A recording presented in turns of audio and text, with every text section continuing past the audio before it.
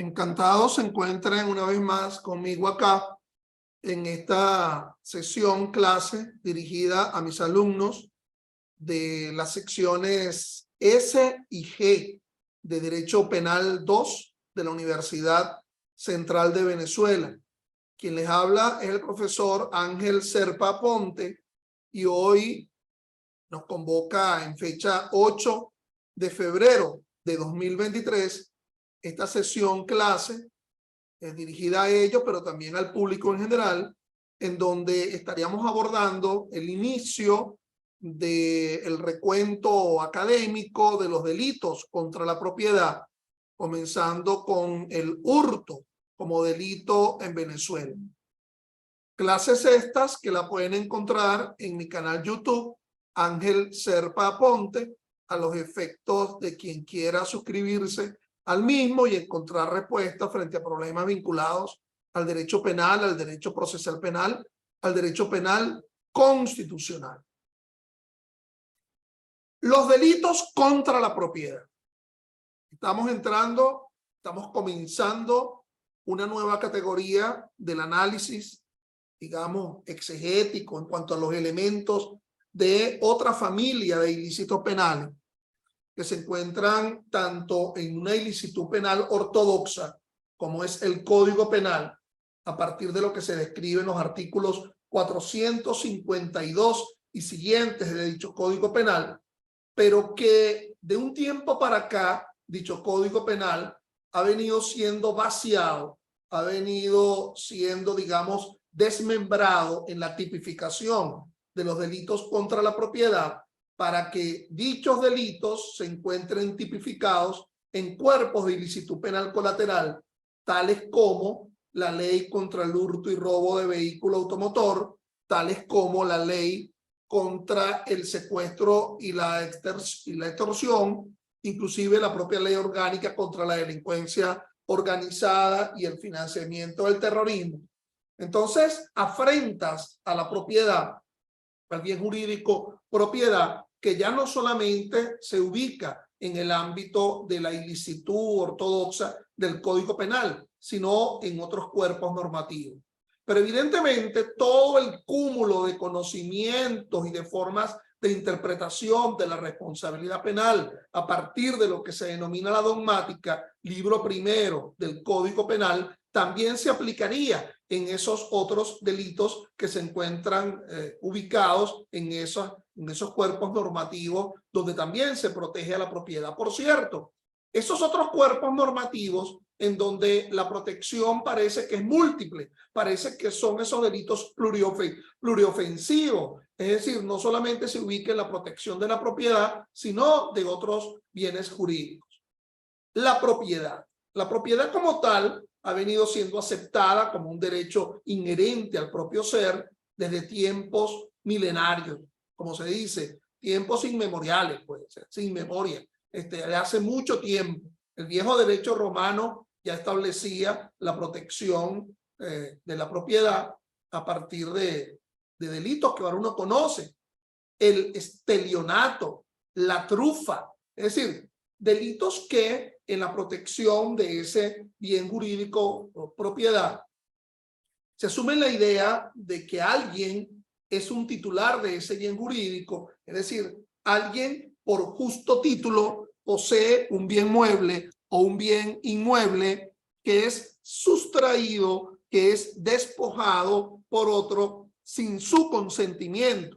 Pero el tema del consentimiento a veces guarda un papel en la descripción de otros ilícitos, como por ejemplo en la estafa, en donde hay un consentimiento que ha sido afectado por alguna forma por el error. Entonces, el carácter de la forma en la cual alguien es sustraído de un bien, bien sea por la violencia, bien sea por la propia entrega del bien, bien sea porque ese bien ha estado ya en manos del victimario desde antes, pero con una obligación de restituirlo.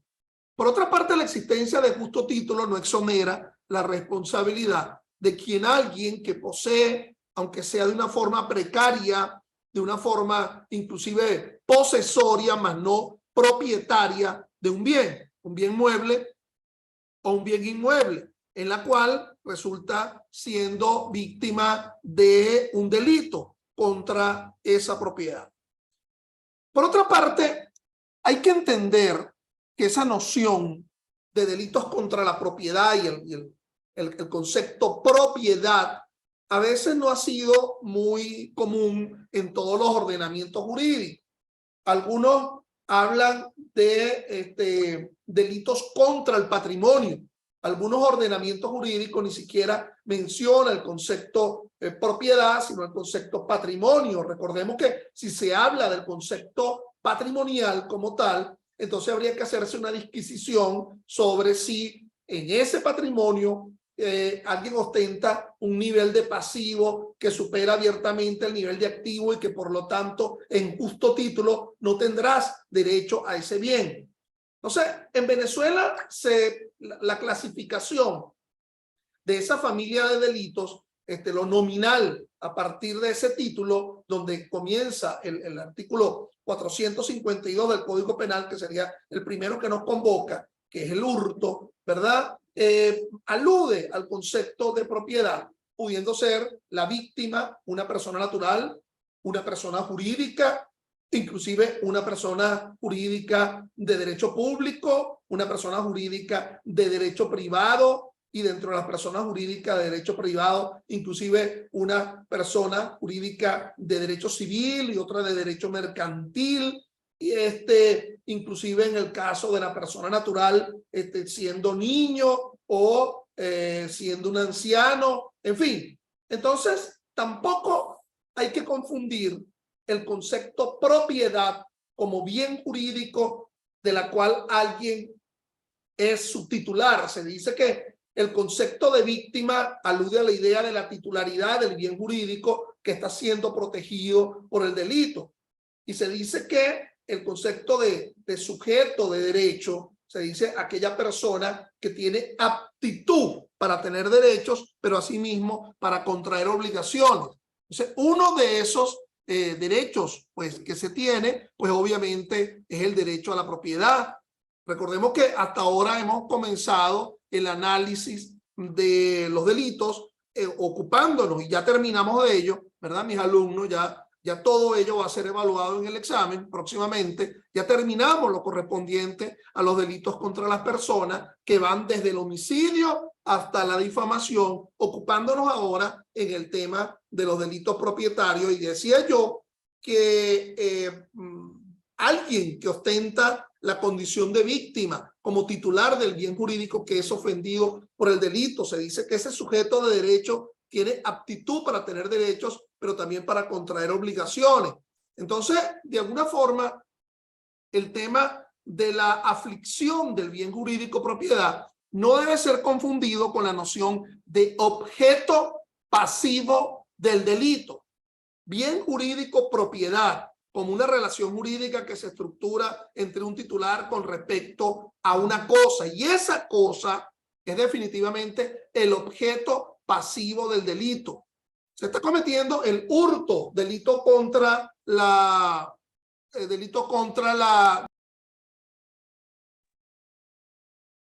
bueno, discúlpenla. Entonces no confundir con el objeto pasivo. Bien jurídico, propiedad, estaríamos hablando objeto pasivo, la valija, por ejemplo, en el llamado hurto de viajero, la valija que ha sido tomada, agarrada, cogida del transporte público, la cartera que ha sido extraída por la vía del llamado hurto con destreza, y en la lámina, ¿verdad?, en la cual se identifica esta clase de hoy, estaba el típico ejemplo del llamado hurto con destreza.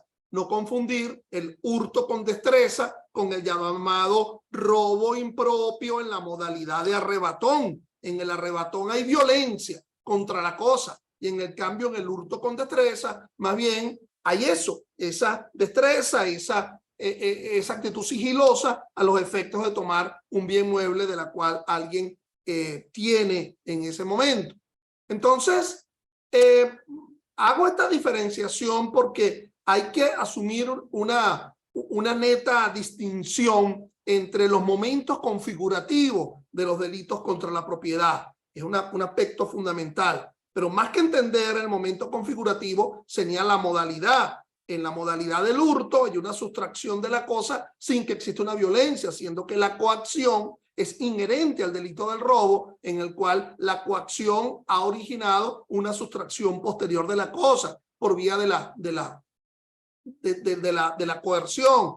El tema del secuestro, bueno, el constreñimiento a cambio de la privación de la libertad como mecanismo que constriñe al pago del precio, al pago de un importe, al pago de un rescate.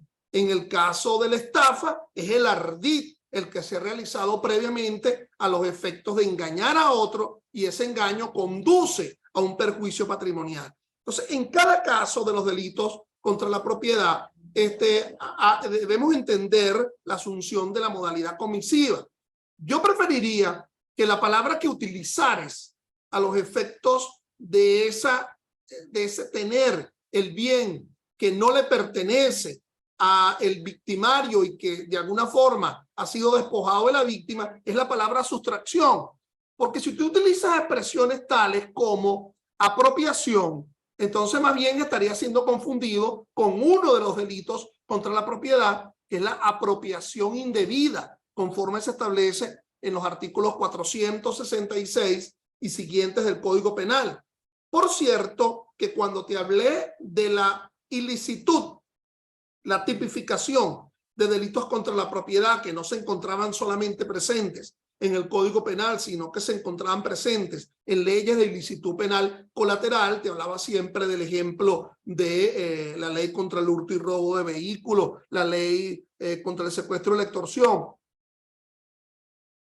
Pero también podemos hablar de otros bienes jurídicos en otras leyes, como por ejemplo la ley de instituciones del sector bancario o la ley de la actividad aseguradora o asegurativa, en la cual no es solamente el tema de la propiedad como tal, sino la confianza pública o también la potestad autorizadora o autorizativa que tienen los entes públicos a los efectos de aprobar un determinado acto de comercio.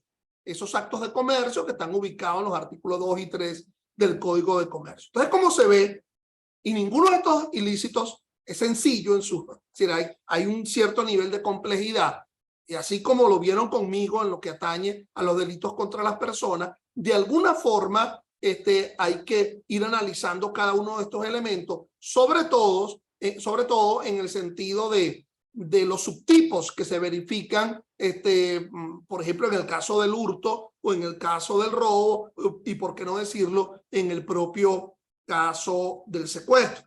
Entonces, bueno, vamos a concretarnos a el hurto como delito contra la propiedad. Por cierto que todos estos delitos, es decir, el análisis de todos estos delitos ha sido abundante por parte de la doctrina. Yo sigo, bueno, recomendándoles a ustedes, pues, el libro de Grisanti, ¿verdad? Manual de Derecho Penal, parte especial, pero evidentemente también hay doctrinas que atienden al tema de los delitos contra la propiedad en específico. Por ejemplo, ¿cómo podremos dejar de lado el clásico trabajo de nuestro gran maestro del derecho penal venezolano, el doctor Alberto Arteaga Sánchez, llamado La estafa y otros fraudes? El trabajo de los doctores Carlos Simón Bello e Iván Figueroa en los delitos, el análisis que se hizo de los delitos de la ley de hurto y robo de vehículo automotor, el doctor Alejandro Morales en el caso de los delitos, del delito de secuestro, el propio doctor Bello y Arteaga y otros en los delitos contra la corrupción. Bueno, en fin, pero este libro, también hay un trabajo que no me canso de recomendar, que es el Manual de Derecho Penal Especial de la Universidad Externado de Colombia, en la cual ya dividido en 2 tomos, hay uno que se encarga de los llamados delitos contra la propiedad, por no hablar del español Muñoz Conde con su manual de derecho penal parte especial. Entonces, pero este libro que les estoy mostrando de Fidel Rojas Vargas, que se llama Delitos de Hurto y Robo, sé que es un libro, es doctrina extranjera, pero me gusta particularmente este texto porque hace la comparación en su elemento, es decir, es comparativo entre los dos ilícitos, que son los de mucha, digamos, de mucho encuentro en el ejercicio de la profesión, en el foro penal, y da con los elementos básicos de estos delitos de hurto y de robo. Vamos a empezar con, y me disculpan que hasta ahora yo había mencionado el artículo 452, pero en realidad estamos hablando del artículo 451 de nuestro Código Penal, con el famoso hurto simple. Todo el que se apodere, fíjense, apoderamiento, que no es lo mismo que apropiación, porque la apropiación conduciría a una determinada calificación bajo el delito de apropiación indebida, que como les decía, está descrito en los artículos 466 y siguientes del Código Penal. Todo el que se apodere de algún objeto mueble. Entonces, fíjense lo lacónico de la frase, pero es que es importante: apoderar, tomar, coger, agarrar, estar dentro de su ámbito de dominio. Algún objeto. Entonces, la objetivización del elemento pasivo del delito, lo que se llama el objeto pasivo, es mueble. El concepto de mueble, recuerdan ustedes sus conocimientos allá en primer año, en introducción al derecho, la distinción entre los bienes, ¿verdad? Entonces se te hablaba de bienes muebles, de bienes inmuebles. El tema del bien mueble alude a la idea de la posibilidad de su desplazamiento. Inclusive puede ser un bien mueble muy pesado. Por ahí dicen, hay un refrán en una canción venezolana: quien se roba un pilón no puede llamarse ladrón, sino guapo para cargar. En un pilón, imagínense un pilón inmenso en la cual se hacía la presión en los granos, a los efectos culinarios. Entonces, bueno, pudiera ser muy pesado, pero tiene la potestad de ser desplazado. ¿Ok? Imaginémonos el bien, digamos, mueble por excelencia, en el sentido de que por un proceso de combustión o eléctrico, puede ser desplazado un vehículo. Ese ya vehículo, como objeto pasivo, ya no se encontraría regulado como objeto pasivo en el Código Penal, sino la ley que vuelvo a repetir hasta el cansancio, ya lo he dicho varias veces acá, que es la ley contra el hurto y robo de vehículos automotor. De paso que estoy pendiente un tanto de la hora, por muchas razones, ¿verdad? Me ven que, bueno, me tengo que ir a bañar y afeitarme, etcétera. No por desprecio de ustedes, sino porque hay otra conferencia hoy que voy a abordar en el día de hoy a las 6 de la tarde. Creo que a la mayoría de ustedes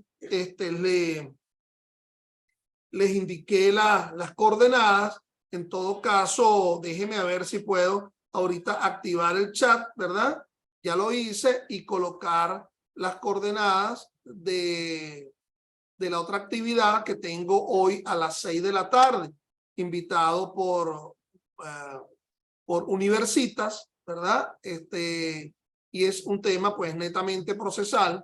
Ahí estaríamos abordando lo relativo a, acá que no me pueden, lo relativo a la conducta procesal de las partes como mecanismo para el sustento decisorio. Conducta procesal de la parte a los efectos de buscar un mecanismo de sustento decisorio. Es una conferencia, una disertación que en el mismo día de hoy, ¿verdad?, estaré realizando a horas de 6 de la tarde, horas de 6 de la tarde. Entonces, déjenme tratar acá de conseguir las coordenadas, ¿verdad? En todo caso, la pueden ver por YouTube, ¿verdad? Las coordenadas de colocárselas yo a ustedes acá dentro del propio chat, ¿verdad? de la reunión de hoy. Ya por acá tengo, déjeme ver un momentico, las coordenadas. Ya, perfecto, ya tengo aquí la coordenada.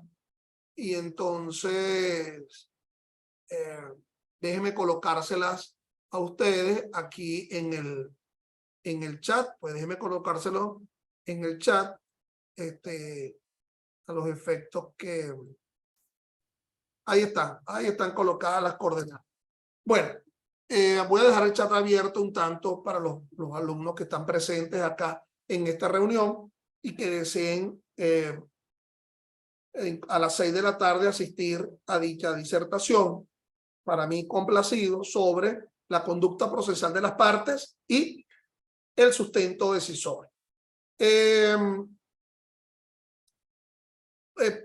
Por lo demás, recuerden que al terminar con, ya me está quedando pocos minutos de esta clase que nos convoca, yo les voy a decir, al culminar esta sesión, ustedes se van a incorporar con la misma sesión con la cual ingresaron a esta. No la que les coloqué en el chat, por eso lo quería dejar hasta el final. Es decir, se van a incorporar con las mismas coordenadas con las cuales ingresaron a esta para seguir con la segunda parte de esta sesión de hoy, vinculado al hurto como delito contra la propiedad en Venezuela.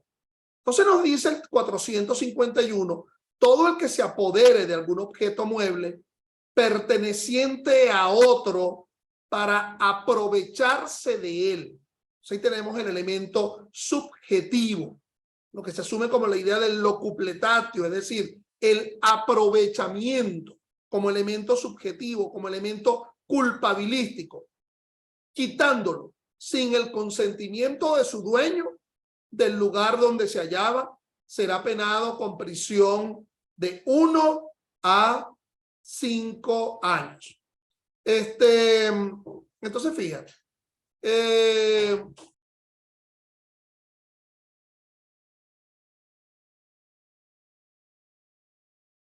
Fíjense entonces, en esa descripción que se hace en el encabezado del artículo 451 del Código Penal, alude a la idea del apoderamiento del bien mueble en la noción 1, que el bien no es propio.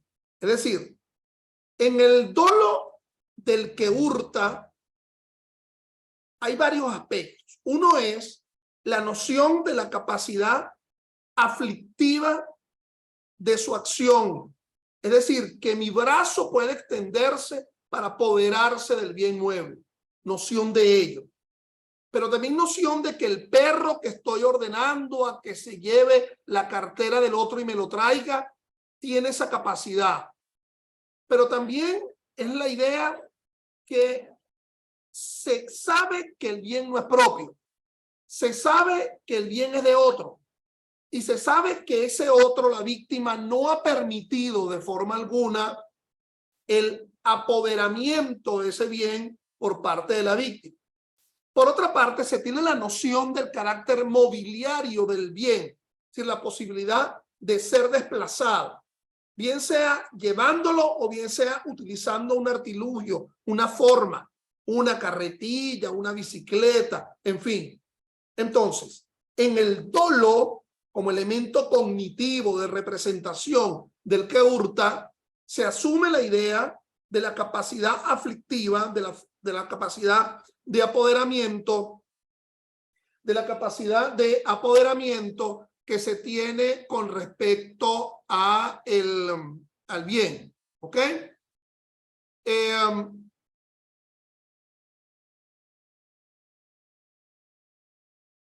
Disculpen a ustedes, problemas técnicos acá. Estábamos abordando lo atinente al aspecto culpabilístico, al aspecto subjetivo del delito del hurto. Recuerden la distinción entre el aspecto objetivo, la causación, es decir, el resultado aflictivo. ¿Cuál sería el resultado aflictivo? Bueno, el que el bien mueble no se encuentra en el ámbito, en el precinto de la víctima, sino que ya se encuentra como consecuencia del apoderamiento en el ámbito, en el dominio del victimario. Y como elemento subjetivo, estaríamos abordando la idea de la noción del carácter ajeno del bien mueble, de la capacidad apoderativa que tiene el propio victimario, pero también, y es sumamente importante, de que ese bien mueble que ha sido tomado, apoderado, es a los efectos de ser aprovechado. El llamado aprovechamiento del bien mueble. Aprovechamiento del dinero ajeno, aprovechamiento del carro ajeno, aprovechamiento del celular que ha sido tomado. Ello conlleva, pues, a la pena descrita en ese artículo 451, que va de 1 a 5 años. Disculpen la precisión procesal, pero esa pena ubicaría el delito como un delito menos grave. Y eso de delito menos grave es que, bueno, va a tener un tratamiento procesal distinto con respecto al delito grave, es decir, al que supera a los 8 años en su límite máximo. Ahora bien, ese hurto simple, descrito en el artículo 451, tiene, digamos, varios subtipos a partir del propio artículo 451, que lo abordaremos en la próxima sesión, en la de hoy, a la cual ingresarán con las mismas coordenadas. Gracias.